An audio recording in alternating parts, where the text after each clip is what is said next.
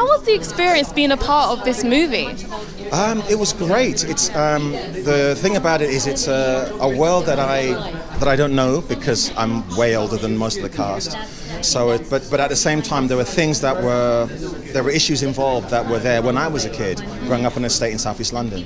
So to be part of a story that that speaks to our time was thrilling. Absolutely. And your character, Roy, is kind of like a father figure for Ash. How important is it for young boys to have like that role model growing up? I think it's essential. I think there are certain demographics that don't have that for whatever historical reasons, the men aren't available to them. It is essential, and one of the things that is great about Roy is that he's someone who can say, no, I've been there, I've seen what you're doing, I've done that, and it's not a good idea. Because one of the great things about this film is it shows you the fun of what they're doing at the beginning, and then it gets dark. Yeah, and then it gets dark. And I think one of the things that we need in our societies is men who can step forward and say, no, let me be an example for you. I've been there, and don't. Absolutely. Did you ever have a role model like Roy growing up?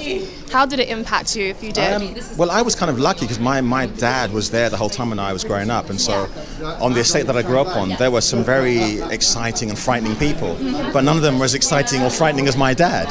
So that kind of kept me in place. So that was my main role model, I think, was my father. If you had to give advice to young boys who are struggling to find their direction, their place, what would you say? What's one thing you would tell them?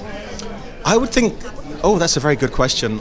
I think I would say, talk about your fears, talk about your issues, because one of the things that happens when you talk is that you realize that you're not alone.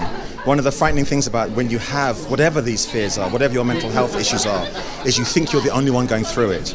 But the minute you share it, it's like the old saying, a problem shared is a problem halved.